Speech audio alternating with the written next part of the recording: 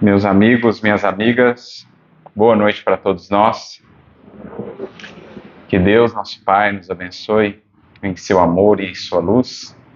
Que a presença do Cristo Jesus envolva os nossos corações num clima de paz, de serenidade, de confiança, a fim de que nos façamos aqui quais solos férteis a receber as sementes de vida eterna que abundantemente aqui serão trazidas pelos benfeitores espirituais que se aproveitam deste momento em que voltamos para o mais alto, para a luz do Cristo, para nos trazerem as palavras de vida eterna por meio das inspirações, das intuições, que nos alcançam o coração respondendo às nossas indagações interiores, o nosso anseio de paz e de luz.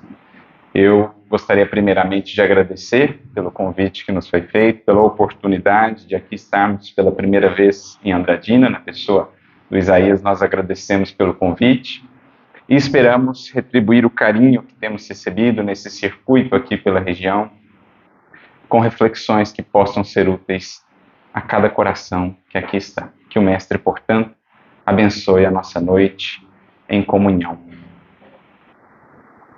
O apóstolo Paulo penetrou a cidade de Atenas tomado de profunda emoção. Desde a sua juventude, admirava ele profundamente a história de Atenas, da filosofia ateniense, dos grandes sábios, dos grandes filósofos, que ali trouxeram contribuições imperecíveis ao pensamento humano. Ele, que teve a oportunidade de estudar em sua terra natal, a cidade de Tarso, hoje ali na região da Turquia, bem próxima ao Mediterrâneo, teve a oportunidade de estudar na sua juventude com mestres, com sábios que para aquela região haviam se deslocado, das escolas de Atenas, de Alexandria, sobretudo, que difundiam no entorno do Mediterrâneo o pensamento helênico, a filosofia ateniense, aquele que tinha sido um movimento iniciado, inclusive, pelo próprio Alexandre Magno, na expansão do seu império, difundindo também a cultura, o helenismo e a filosofia da Grécia. Então, desde muito jovem, admirava ele aquela cidade, todos aqueles pensadores, e pela primeira vez tinha então a oportunidade de conhecê-la pessoalmente. Adentrava aquela cidade movido de profundas esperanças, porque pensava ele, era chegada a hora de unir a grandeza do pensamento ateniense à sublimidade da luz do Evangelho de Jesus.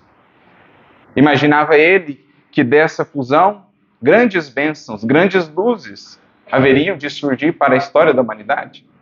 E não estava errado, num certo sentido, porque em verdade foi ele um dos grandes responsáveis por fazer essa fusão entre a cultura e a filosofia grega, a sabedoria hebraica da primeira revelação, bem como as próprias contribuições do Império Romano, com a sua visão sobre o direito, sobre a justiça. Ele seria essa personalidade quase que única na história, capaz de unir e fundir aqueles três mundos principais de então, praticamente moldando o pensamento do Ocidente. Mas, nessa sua primeira visita à cidade de Atenas, na sua segunda viagem apostólica, quando pela primeira vez adentra propriamente a região da Europa, se revelaria também uma das maiores decepções da sua vida, neste primeiro momento. Mas, extasiado, ele penetrava aquela cidade. Atenas era ainda muito bela, apresentava ainda muitas belezas, maravilhas materiais, exteriores. A maioria dos seus monumentos históricos ainda estavam de pé, diz-nos Emmanuel no livro Paulo Estevão. A cidade encontrava-se, à época, florida, perfumada, os seus vales, cada recanto, as estátuas, os monumentos, o mármore, enfim, a história viva daquela cidade que havia sido reconhecida por ser a luz do mundo naqueles tempos. Então ele se extasia com aquelas magnificências todas da natureza. rememora os filósofos nobres que respiraram aqueles mesmos ares, os ensinamentos, as doutrinas que por ali difundiram. Sente-se então transportado como que para um santuário vivo. No entanto, os que ali estavam, os demais transeuntes, não conseguiam lhe enxergar a alma. Muito presos, muitos deles, à visão apenas material, apenas enxergavam uma criatura, para dizer no mínimo, exótica. Porque já naquele tempo, com alguns bons anos de caminhada com Jesus, Paulo trazia no próprio corpo as marcas das lutas pelo Mestre. A inclemência das viagens, das noites ao relento, dos jejuns, das perseguições, das dificuldades imensas por ele vividas, juntamente com seus companheiros de viagem, haviam marcado de maneira significativa aquele corpo. E era isso, em verdade, o que conseguiam enxergar a maioria dos transeuntes que contemplavam aquele indivíduo adentrando a cidade gloriosa. Pensavam eles, mais um mendigo, mais um farrapo humano que vem do Oriente necessitado a povoar-nos a cidade. Não conseguiam enxergar o entusiasmo daquela alma, a grandeza daquele espírito, as luzes que se irradiavam de cada uma daquelas marcas, daquelas cicatrizes. Vinham apenas a barba por fazer, o corpo esquálido em decorrência das intempéries, das longas jornadas, viam aquele indivíduo exótico. No entanto, conhecemos o vigor daquela alma, o idealismo, o anseio de levar adiante, não medindo esforços ou sacrifícios, a mensagem de Jesus. E é assim que, não atentando muito para aqueles olhares meio tortos que os demais tinham para com ele, ele projeta já naquele dia, logo à sua chegada àquela cidade, fazer uma pregação em praça pública, para iniciar ali a difusão da mensagem do Evangelho de Jesus. Começa ele, então, como fazia em outras cidades pelas quais passava, num local movimentado, geralmente numa praça ali mais importante, começa ele a fazer as suas considerações sobre o Evangelho, a falar da grandeza do Cristo, das magnificências da Boa Nova, das esperanças do enviado que enfim havia chegado, trazendo as bênçãos imarcessíveis, incomparáveis do Evangelho a toda a humanidade terrestre. Fala ele da ressurreição, da continuidade da vida para além da morte, e então que alguns indivíduos começam a juntar-se ali no entorno, tentando ver o que era aquele movimento, quem era aquele indivíduo, qual era aquela nova notícia ou aquelas informações que eram trazidas. Mas muitos deles acompanhavam tudo aquilo com um ar de sarcasmo, de ironia. Um deles inicia dizendo: mas será esse, por acaso, um novo Deus que nos fala aqui em Atenas? Com um tom de profunda ironia. Outros dirão: está muito desajeitado para ser? Não veem como lhe tremem as mãos? Como está magro, como está abatido? Não poderá ser esse um Deus? Ou não poderá ser esse um emissário de algo nobre, de algo superior, nessas condições? É mais um louco, diria outro.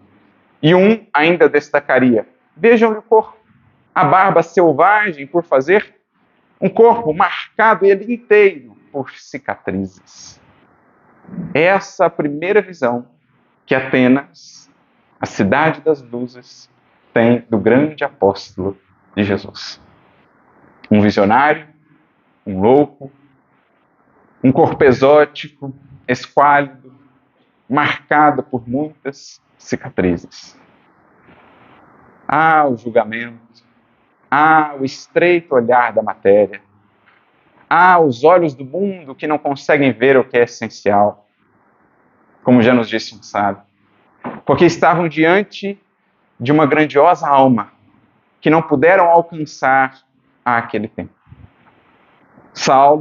Paulo já à época, percebe depois a ironia com o que é recebido, mas ainda assim insiste, depois consegue, por meio de uma influência na cidade, falar inclusive no Areópago, o tão conhecido e famoso Areópago, mas mesmo lá, depois que entra em conceitos mais profundos sobre o Evangelho, como a ressurreição, a responsabilidade moral que o Cristo trazia, acaba recebendo senão desprezo, ironia, sarcasmo. E diferentemente das outras cidades pelas quais passou, em Atenas, capital intelectual do mundo de então, e por muitos séculos, essa fonte que tanto influenciou o pensamento do Ocidente, ali não consegue ele fundar sequer um núcleo de estudo da mensagem libertadora do Cristo de Deus. Dentre todas as paragens pelas quais passou, justamente em Atenas, ele encontra essa maior resistência, porque pôde perceber ali os perigos do intelecto apartado de Deus, ou do sentimento. Pôde identificar ali uma frieza ainda mais enregelante do que a do mármore ateniense, a frieza do coração petrificado no orgulho, na vaidade de suas falsas ciências, ou de sua falsa visão quanto à vida, da sua pretensão de sabedoria, de onisciência.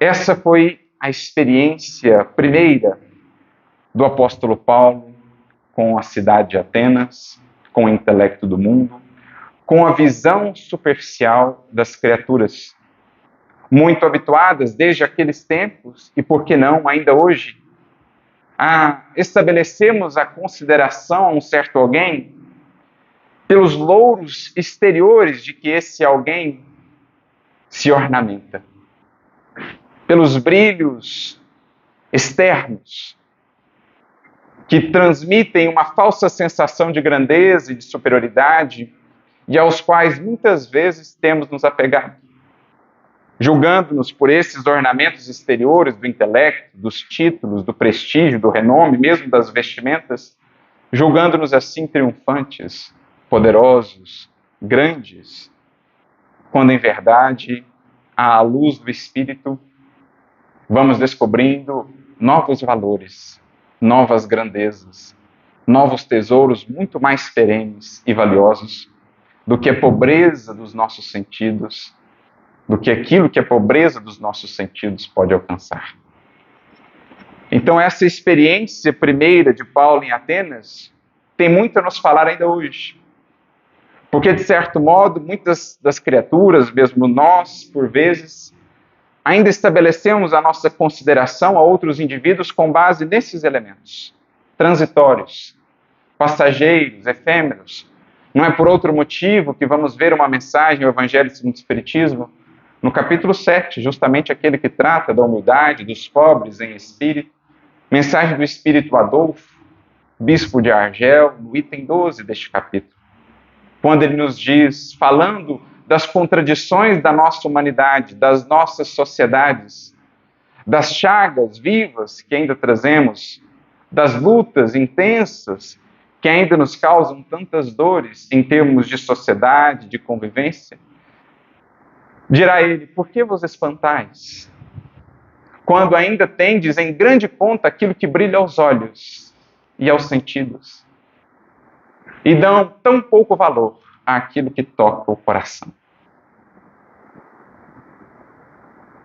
Há dentre um indivíduo, conhecido pela postura de vícios, de desequilíbrios, mas poderoso, precioso, há dentre ele um recinto, e será recebido com honras, com aplausos, com louvores, será adulado, será idolatrado. O vício na opulência, o vício no prestígio, é ainda pelas nossas sociedades consagrado. Ao passo que a honestidade, a dignidade espiritual obscura na abnegação, poucas vezes tem sequer um olhar de reconhecimento. É uma característica ainda presente em nossos tempos. Como outrora mediram os atenienses aquela personalidade pela sua apresentação exterior, sem conseguirem ver para além daquilo. Ainda hoje, muitas vezes, assim nos medimos. Basta ver, geralmente, quem são os cultuados, idolatrados, os exaltados, ao passo que muitos dos verdadeiros triunfadores do Espírito passam na condição de perdedores, vilipendiados e excluídos na história, na tradição, entre os povos, para serem reconhecidos muitas vezes depois, séculos após, quando então se lhes reconhece o valor moral. Ou para serem apenas recebidos como verdadeiros triunfadores nas realidades do mundo espiritual, onde a verdade transparece, para além das ilusões dos sentidos. Viam em Paulo um maltrapilho, destacavam-lhe as cicatrizes, não conseguindo enxergar o valor espiritual de cada uma daquelas cicatrizes, que não representavam senão vitórias do espírito sob as injunções da matéria. Feridas outrora abertas pelas contradições, pelas perseguições, pelas lutas na vivência material, e que agora eram feridas fechadas, cicatrizes, a representarem triunfo do espírito sobre os desafios que lhe foram propostos pela vida. Os verdadeiros tesouros, as verdadeiras medalhas ali representadas, mas que não eram vistas. Porque reconheciam gregos e romanos as coroas, os louros, as insígnias, as túnicas, como representantes de dignidade e grandeza, mas jamais cicatrizes. Jamais os calos nas mãos do trabalho bem realizado. Estes não. São símbolos de pequenez. São símbolos de falta de grandeza, de prestígio, de humilhação. Contavam eles com os louros, com as coroas. Talvez por isso Jesus, embora possuindo a coroa da vida, tenha se deixado submeter à coroa de espinhos, para começar a instruir-nos ao longo dos séculos que aos seus seguidores fiéis, dali por diante, os distintivos característicos seriam outros. Diz-nos Emmanuel no livro Caminho, Verdade e Vida, capítulo de número 96, intitulado justamente A Coroa, que aos tempos em que Jesus iniciou a boa nova no mundo, coroavam-se os romanos com coroas de rosas.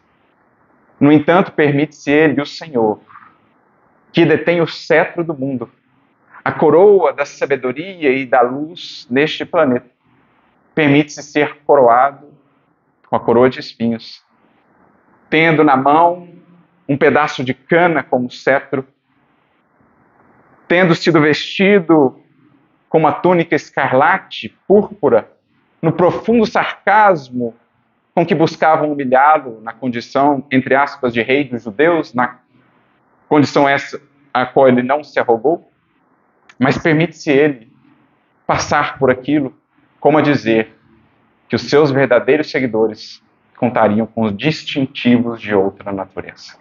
Não as coroas das facilidades do mundo, dos brilhos ilusórios que encantam os sentidos, mas que muitas vezes perturbam-nos, colhendo-nos nas ilusões da vaidade e do orgulho. Os seus discípulos contariam por muito tempo ainda com as coroas de espinho, do sacrifício, da renúncia de si mesmos, do triunfo sobre si mesmos, para aí encontrarem os seus verdadeiros tesouros. Depois do mestre, dirá a bonita música de Tim e Vanessa sobre Pedro. Depois do mestre, martírios passariam a ser troféus. Os seus seguidores, os seus discípulos teriam nas cicatrizes da vitória sobre si mesmos, acima de tudo, e sobre as resistências à mensagem da Boa Nova, as suas grandes medalhas, os seus grandes troféus de vitória. É isso o que esse contraste que vemos nessa cena vem nos falar, convidando-nos a repensar o nosso padrão de valores, as nossas buscas ainda hoje. Como veríamos mais tarde em outra cena, também muito representativa e muito simbólica, quando esse mesmo apóstolo, já mais experimentado ainda na caminhada com Jesus, próximo a deixar, enfim, o corpo físico, é levado à presença de César.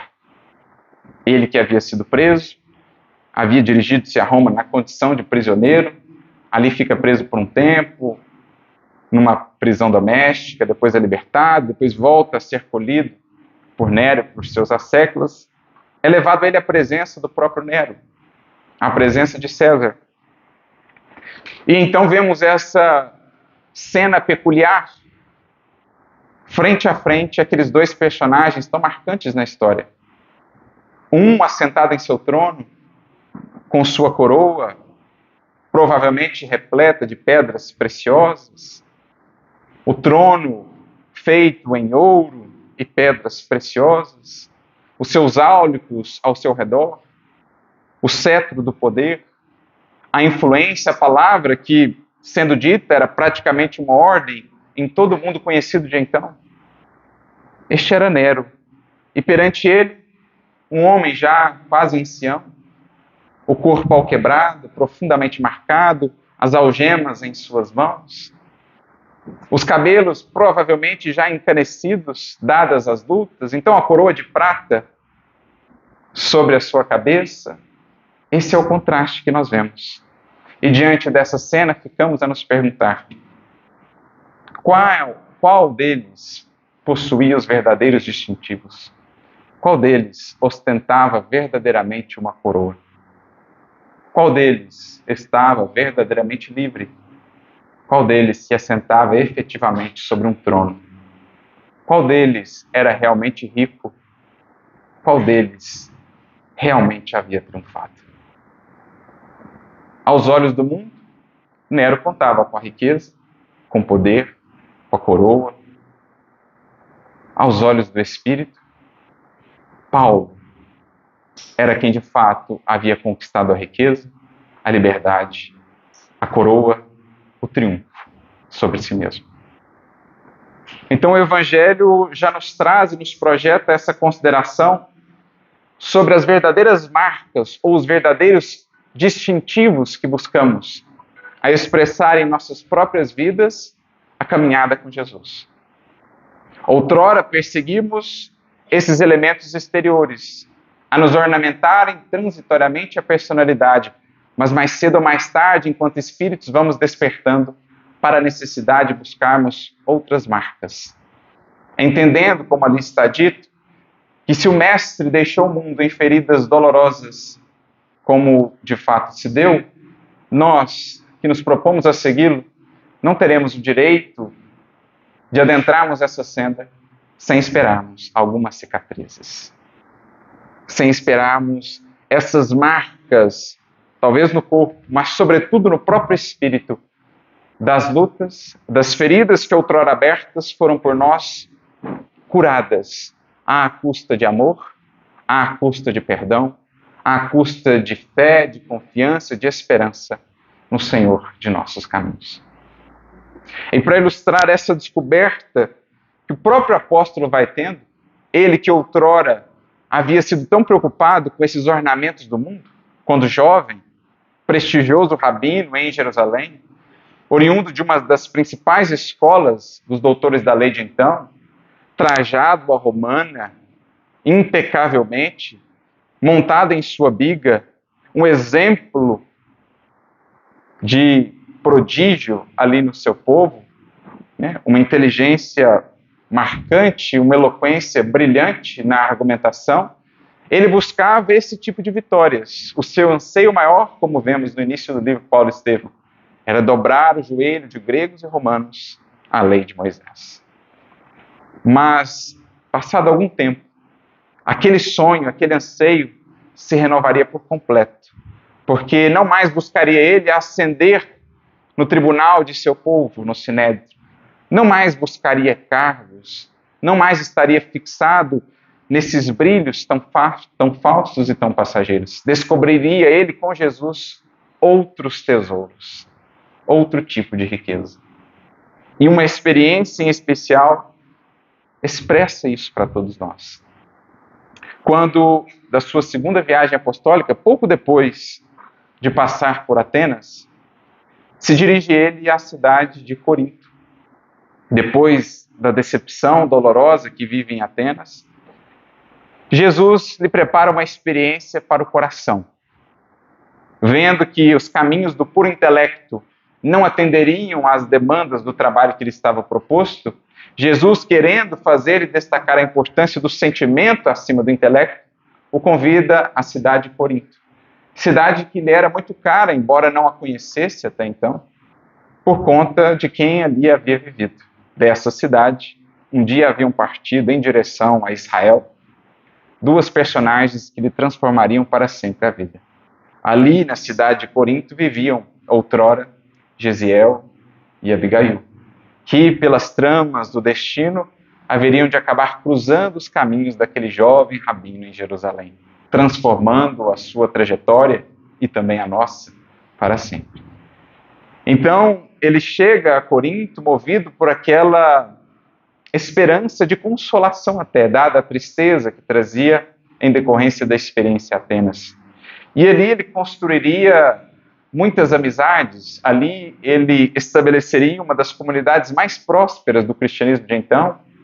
Para aquela comunidade, a igreja de Corinto, ele dirigiria alguns dos textos mais belos da história do cristianismo, por exemplo, a sua primeira carta aos Coríntios, que traz em si, no seu capítulo 13, a belíssima expressão ou descrição do que é o amor, um hino ao amor, talvez o mais belo texto já escrito na história da humanidade, profundamente inspirado. Então, em Corinto, ele viveria uma experiência diferente e por ali ficaria um bom tempo, já estava na cidade há 1 ano e 6 meses, desenvolvendo os seus trabalhos, quando então, em decorrência do próprio êxito dos trabalhos, ali ele começa a escrever as suas famosas cartas, as famosas epístolas, começam a ser escritas em Corinto. Os judeus, os rabinos da cidade de Corinto, profundamente incomodados, irados até com o trabalho que ali ele desenvolvia, planejam um esquema, fazem ali todo um trabalho para, de certo modo, conseguirem impedi-lo, conseguirem prendê-lo. Elencam uma série de acusações que levam ao representante de Roma naquela região e conseguem, de certo modo, meio sorrateiramente, levá-lo à prisão antes, propriamente, que o julgamento se desse. Em uma determinada noite, quando estava Paulo junto à comunidade, falando do Evangelho, é a reunião invadida pelos judeus daquela cidade, que então se dirigem a ele buscando prendê-lo. Alguns corações ali se exaltam, alguns tentam defender o apóstolo, quando ele pede a todos silêncio, calma, dizendo que estava preparado para o testemunho, dizendo que aquilo faria parte do testemunho com Jesus. Diz ele: irmãos, acaso quereis o Cristo sem testemunho? Pergunta que ecoa para todos nós séculos afora, ainda hoje.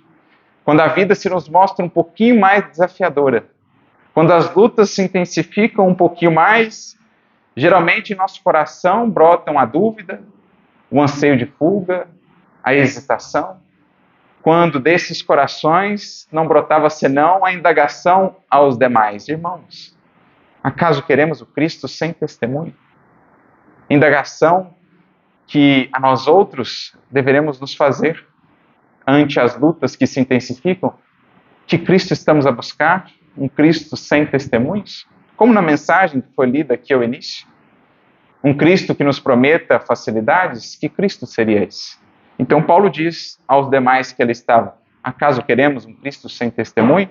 E entrega-se à condução dos judeus, que o levam a uma prisão, a uma enxovia úmida, certamente muito escura, o lançam lá e, passado um tempo, voltam para o flagelo. Atam-lhe as mãos a um poste e iniciam então as conhecidas 39 chibatadas, que era a punição aplicada pelos judeus àqueles que se desviavam da lei. Mas é interessante a descrição de Emmanuel da experiência vivida pelo apóstolo Paulo, que penso tem muito a dizer a nós outros sobre essa capacidade que precisamos construir de converter as chagas da luta, as cicatrizes que vamos colhendo no caminho, em elementos de ascensão, de purificação, de glorificação da própria mensagem do Cristo em nós. Diz Emmanuel, Paulo foi atado ao tronco do suplício e houve de suportar a flagelação dos 39 açoites. No entanto, ele próprio estava surpreendido. Sublime paz banhava-lhe o coração de brandos consolos. 39 chibatadas, as costas abertas pelas chibatas, pelos látigos. E, no entanto, ele mesmo é impressionado que o coração se envolvia em brandos consolos. Aqui nós começamos a penetrar o sublime mistério do Evangelho e da vida com Cristo.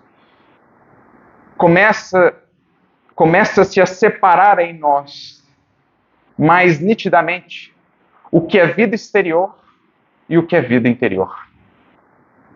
Passamos, enfim, a descobrir um país antes desconhecido, mas que sempre esteve em nós e que o Evangelho aponta, que o Evangelho nos convida a conhecer o país de nós mesmos, onde, enfim, haveremos de descobrir a presença do Cristo, a presença de Deus. Ele que até então havia vivido tão para fora, tão preocupado com as coisas de fora, com as vitórias lá fora, enfim percebia agora que adentrava o mundo de si mesmo. E que nesse mundo de si mesmo, protegido pela couraça da fé, pelo capacete da esperança, como ele mesmo descreveria depois, estava ele, de certo modo, imune ao que aconteceria lá fora. Por mais dolorosas fossem as experiências ou as lutas, magicamente, entre aspas, ou magnificamente, por dentro ele encontrava consolo e paz. Este é o grande segredo da vida com Cristo.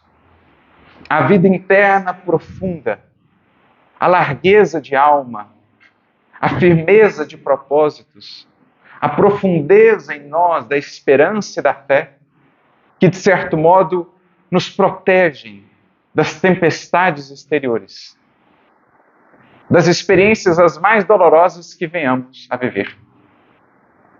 Como que mergulhamos em nós, encontrando ali um refúgio, um santuário, onde na presença do Cristo nos fortalecemos, nos revigoramos, nos refazemos para, a partir dessas experiências difíceis, expressar ainda mais ao mundo a grandeza do Evangelho.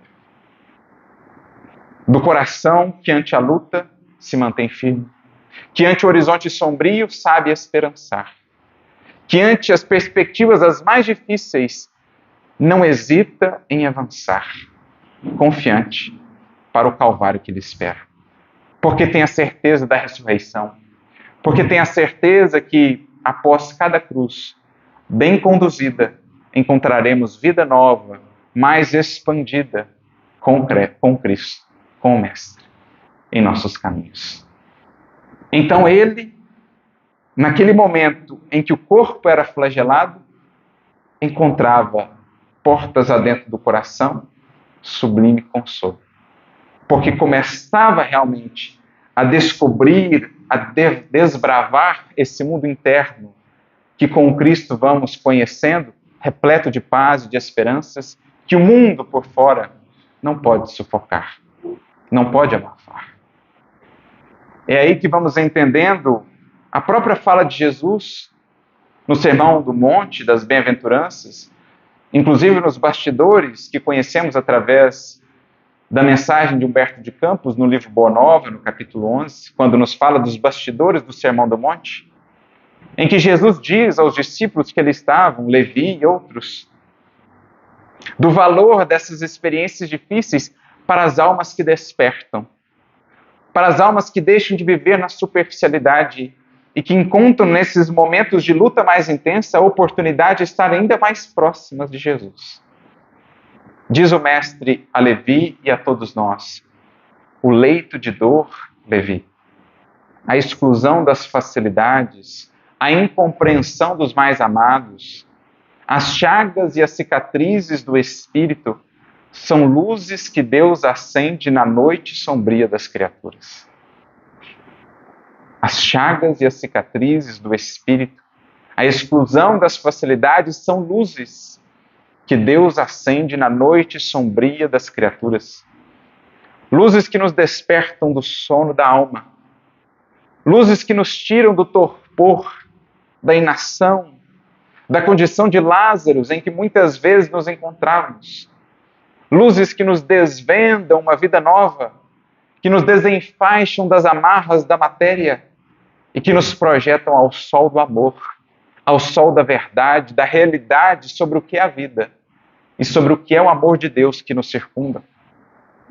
É o que geralmente a presença da dor, não da dor buscada pela ignorância ou pelo capricho, mas da dor que surge no caminho daquele que busca o bem. Essas lutas e essas dores são luzes que realçam ainda mais a força daquele coração que busca vencer-se a si mesmo. É o que Jesus disse antes do sermão das bem-aventuranças. Por isso, os aflitos bem-aventurados, o que sabem converter cicatrizes em glórias para Jesus. Que mesmo nos tormentos mais ásperos do caminho, sabem irradiar com a sua presença a esperança que nunca é vencida, a fé que nunca é abalada, a confiança que jamais se estremece e a caridade que jamais desiste. Essa era a força dos mártires, essa era a força desses corações que descobriram com Jesus esse outro tipo de troféus, de medalhas. Lembro-me daquele caso do mártir que Chico Xavier pôde ver, está no livro Lindos Casos de Chico Xavier, quando ele, relembrando aqueles primeiros cristãos, pôde ver a cena de um mártir que era indagado pelo seu algoz, depois de torturado e humilhado: onde está agora o teu mestre? Onde está o Cristo? Onde está o Nazareno? E depois de humilhado e torturado, levanta-se esse mártir e, quase sem conseguir falar, apenas aponta para o coração e diz: aqui. E então o algoz diz aos seus asseclas: arranquem-lhe, pois, o coração. E assim ele deixa a vida. Chico vê a cena e de repente vê o espírito do mártir que lhe aparece. E na região do coração, uma estrela luminosa a destacar que aquela ferida, naquele ser, havia se tornado o mérito, a conquista, o triunfo. Como ele pôde ver em vários outros mártires, em geral, as feridas que lhes marcaram a despedida do corpo eram as regiões mais luminosas no perispírito, a expressarem o triunfo do amor, o triunfo do sacrifício, o triunfo do perdão. Era o que o apóstolo Paulo aqui começava a sentir. Vergastado por fora, profundamente consolado por dentro. É o que nós precisamos construir, aprender a sentir. Quando pela vida somos vergastados, hoje não temos mais os algozes como tinham os primeiros cristãos, mas temos as lutas. Mas perante elas, podemos também sentir a consolação. Poderemos também sentir essa esperança que não se abala, desde que com o Mestre construamos essa vida interior, abundante, que transborde, que se sobreponha às circunstâncias da vida exterior. Por isso continua Emmanuel na descrição: não obstante sentir-se sozinho entre perseguidores cruéis, experimentava nova confiança no Cristo. Talvez aqui inspirado naquele exemplo de confiança que um dia ele viu e que lhe marcou de maneira indelével o coração. Quando, perante o sinédrio inteiro, existia ali um homem, perseguido pela ânsia daquele jovem Saulo, apaixonado, movido pelo orgulho, ainda pelas paixões, e que havia sido desafiado por um outro jovem que falava tão lindamente do Nazareno. Um jovem chamado Estevão, e que por ter tido a ousadia de desafiá-lo no campo do argumento, merecia-lhe agora a ira. Havia Saulo assumido para consigo o compromisso de levá-lo à morte. Leva-o então a julgamento no Sinédrio. Não deixa que mais ninguém ali estivesse. Só aquele homem, perante o seu algoz, perante um juiz já enviesado, com um júri também já todo enviesado e parcial. No entanto, aquele homem, sozinho perante tantos, mas com Jesus, desafiava todas as violências, a todas as ameaças que lhe eram impostas, com uma serenidade que ele, Saulo, jamais havia visto até então. Chega o momento em que Saulo perde até o equilíbrio, parte para a agressão física. E em certa ocasião chega a dizer: o Sinédrio tem meios de fazê-lo abjurar ao Cristo. Quando ouve então daquele coração sozinho, mas com Jesus: o Sinédrio tem 1000 meios de me fazer sofrer, mas desconheço no mundo força capaz de me fazer negar ao Cristo Jesus. Essa confiança que gravou-se para sempre no coração de Paulo e que certamente o inspirava agora, quando era ele agora a sofrer as vergastadas da perseguição. Nessas disposições, não lhe doíam as vergastadas impiedosas. Debalde, os verdugos espicaçavam-lhe o espírito ardente com insultos e ironias. Na prova rude e dolorosa, compreendeu alegremente que havia atingido a região de paz divina no mundo interior, que Deus concede a seus filhos depois das lutas acerbas e incessantes por eles mantidas na conquista de si mesmos. Eis o triunfo, meus amigos. Depois das lutas acerbas, mantidas portas adentro do coração, concede-nos o Senhor a alegria de encontrar um refúgio, uma região de paz divina dentro de nós, onde a presença do Cristo é mais viva, onde a presença de Deus é mais sentida. Era o que Paulo, enfim, alcançava, depois de uma longa jornada por um deserto externo, mas sobretudo interior. Depois de acerbas lutas contra os seus espinhos da carne, ele enfim sentia o santuário do qual Jesus havia tantas vezes no Evangelho falado. Sentia a paz, embora lá fora a chibata. É o que buscamos.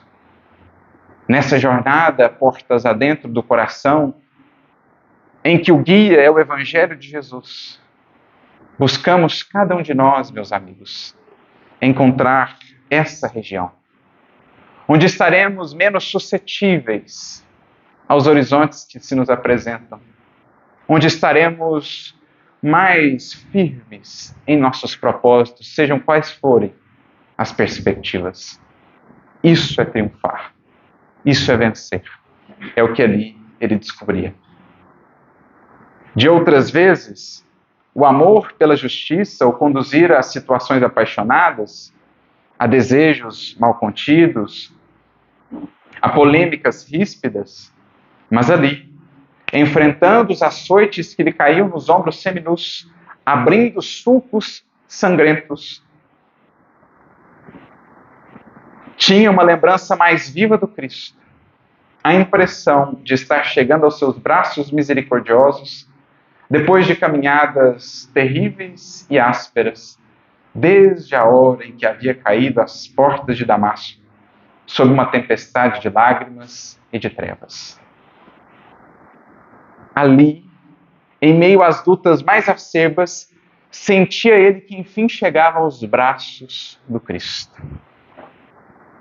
E se pararmos para pensar com sinceridade e humildade perante nós mesmos, veremos que, em geral, o sentimos mais junto de nós, quando as lutas se faziam mais acerbas.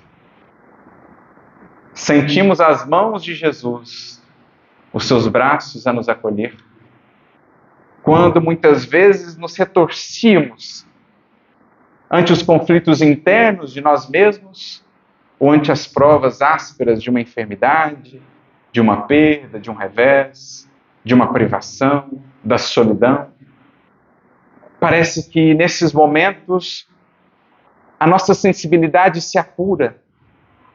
Nesse momento cessam dentro de nós os cantos das sereias que nos mantinham iludidos ou cativos, e parece ecoar mais firme, mais nítida dentro de nós a voz augusta do bom pastor que nos diz: vinde a mim, vós que estáis cansados, vós que estáis sobrecarregados, porque eu vos aliviarei. Em geral, é nesses momentos que nos sentimos mais próximos dele. São esses os aflitos que encontram a bem-aventurança, porque não desistindo perante a luta, encontram a promessa de Jesus. Por isso, certa feita, o próprio Paulo registraria na sua segunda carta aos Coríntios, quando encontrava-se em lutas imensas consigo mesmo, com aquilo que ele descreveria ser o espinho na carne, diz ele que ora a Jesus, pedindo que afastasse aquele espinho. Senhor, afasta de mim esse espinho na carne.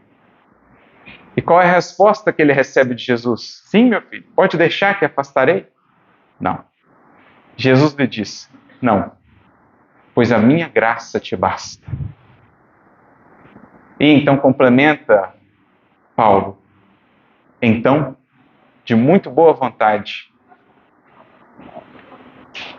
deixarei reconhecer as minhas fraquezas.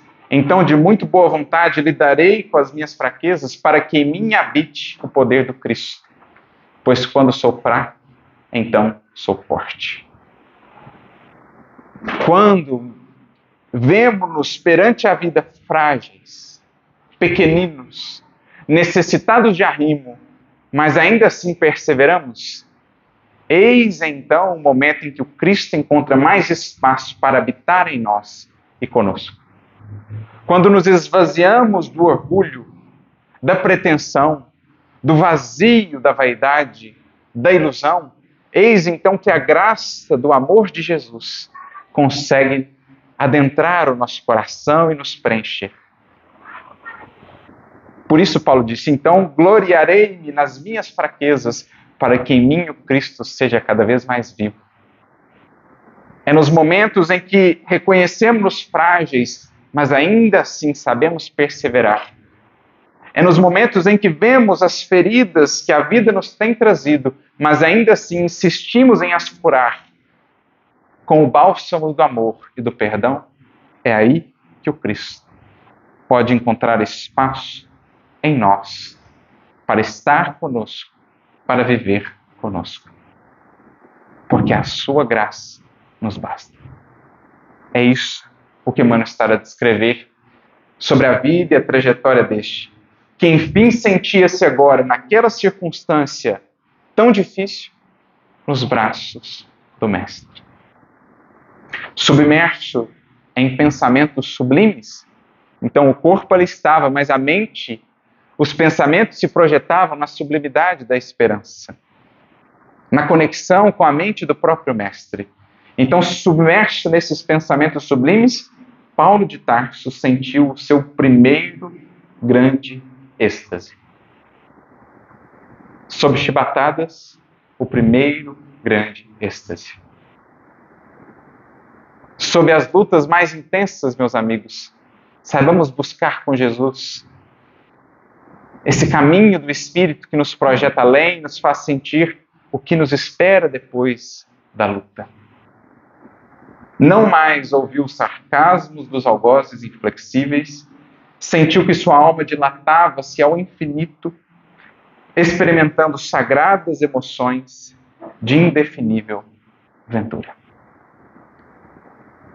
Então essa experiência expressa para nós, com uma eloquência talvez difícil de tentar descrever até, o outro tipo de tesouros, de valores, de que os cristãos, os seguidores de Jesus, se ufanarão.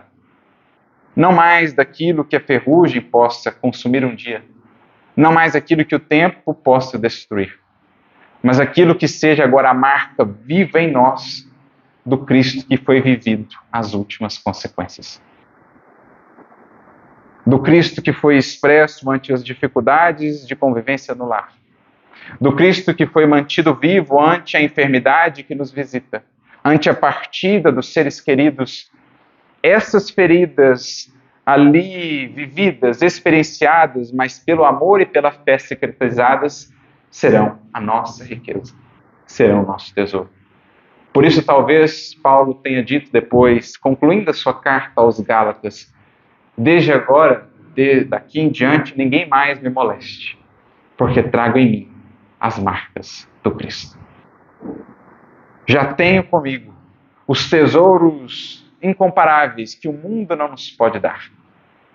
O mundo não nos poderá mais molestar, uma vez tenhamos descoberto essa alegria por dentro, construída a duras penas com o Mestre, mas por isso mesmo indestrutível.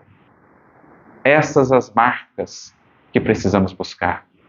Emmanuel tem uma mensagem que comenta justamente esse versículo que agora citamos, no livro Vinha de Luz, capítulo de número 8. A mensagem chama-se Marcas. E ele diz que no mundo nós temos muitas marcas. Livros, medicamentos, roupas, uma série de objetos, uma série de coisas trazem as marcas que os distinguem. E ele então acrescenta que se assim se dá com os objetos transitórios, também na categorização, catalogação dos valores espirituais, nós identificaremos marcas específicas. Jesus também terá as suas marcas. Que por muitos séculos, muitos de nós julgávamos serem as marcas que ostentávamos na vestimenta, ou nos símbolos religiosos de que nos servíamos, ou no rótulo que adotávamos. Mas essas não são as verdadeiras marcas de Jesus. Não são aquelas vistas pelos olhos, tocadas pelas mãos. As verdadeiras marcas de Jesus só são alcançadas pelos sentidos do Espírito. Porque fundamentalmente a marca do Cristo numa criatura é a disposição do sacrifício de si mesmo pelo bem de todos. É a marca com que caracterizamos as nossas atitudes quando feitas não mais baseadas no interesse mesquinho, nos interesses egoísticos ou imediatistas, mas agora as atitudes marcadas por esse selo de quem está disposto a sacrificar-se por algo maior, de quem está disposto a ser o primeiro a renunciar, a dar o primeiro passo, a ser o primeiro a exemplificar mais humildade, mais compreensão, mais indulgência. Esses são os que legitimamente são portadores das marcas de Jesus. As marcas efetivas do Cristo, expressas em nossa ação. Na disposição de mais sacrificarmos para que o Evangelho resplandeça junto às outras consciências e aos outros corações. Algo que também Paulo traduziria bem quando, também na carta aos Coríntios, na segunda epístola, diria: eu, de muito boa vontade, gastarei e me deixarei gastar por vós, ainda que amando-vos cada vez mais, seja por vós menos amado ou menos compreendido. A alegria dele era gastar e gastar-se para que o amor se expandisse, ainda que não fosse compreendido. Essa era a marca, essa era a medalha, o dístico que ele almejava. Não mais o dos aplausos, do reconhecimento, dos certificados ou dos louros que eram tão comuns em Roma ou Atenas, mas agora esses novos designativos. E é por isso que vemos um dos momentos mais belos da trajetória do grande apóstolo, quando preso já há muito tempo em Cesareia, por 2 anos, preparava-se ele enfim para dirigir-se à cidade eterna, a Roma. E ali, quando da despedida, seria a última vez que veria Israel naquela encarnação, a última vez que estaria ali na chamada Terra Santa, ele é visitado por uma verdadeira multidão. que se apinhava ali na praia de Cesareia Marítima para despedir-se daquele que lhes havia ensinado a amar a Jesus.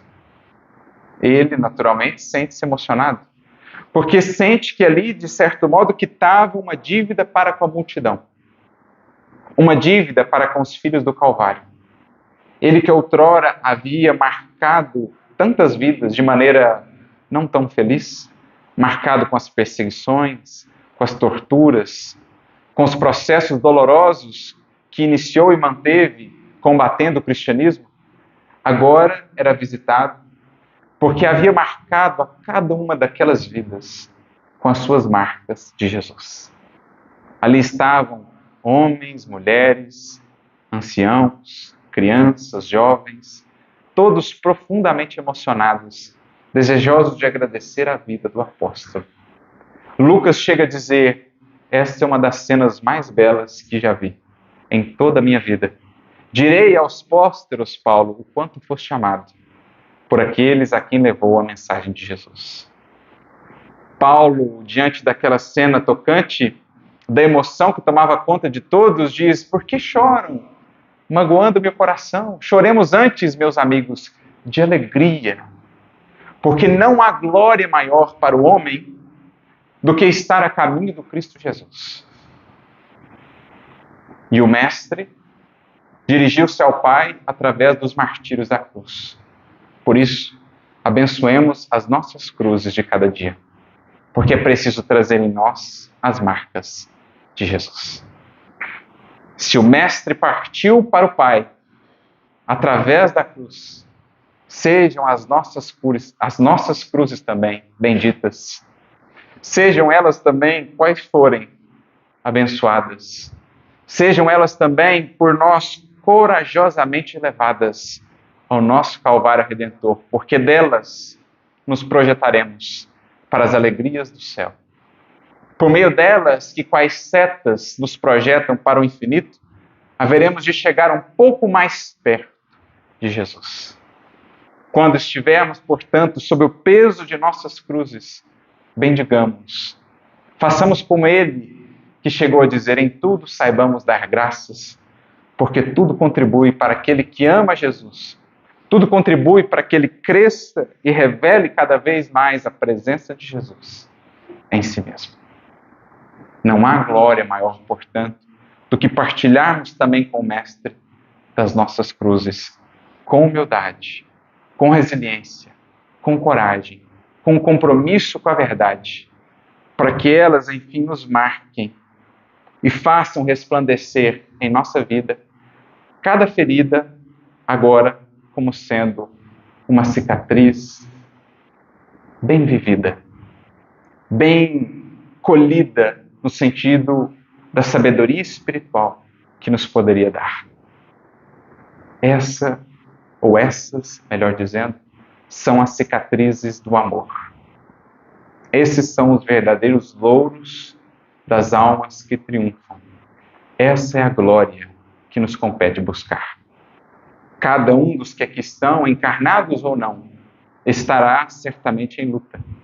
Luta que se intensifica quanto mais conhecemos a Jesus. Mas se Ele nos chama aos testemunhos, é porque já nos considera dignos para tanto. Se o Evangelho já nos visitou o coração, se o Evangelho já nos tocou as fibras mais íntimas, é porque, de certo modo, agora já fomos convidados a partilhar com o Mestre dessas lutas, para que a sua vida se revele através da nossa, e para que a mensagem da esperança e do amor se difunda pelo mundo.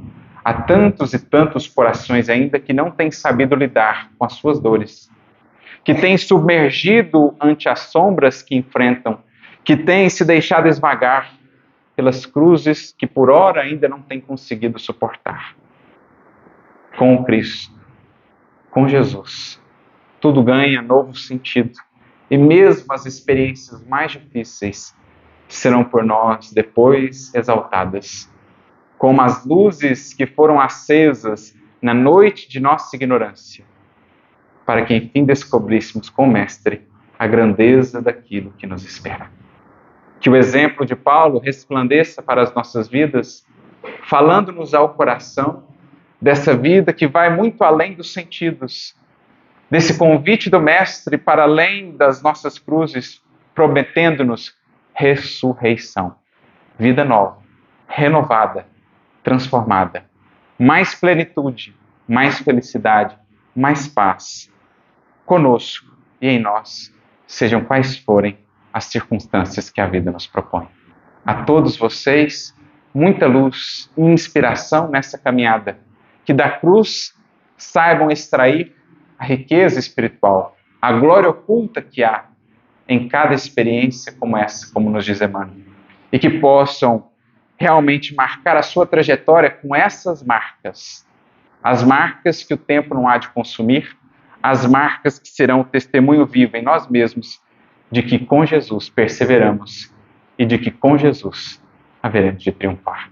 A todos, muita luz e muita paz.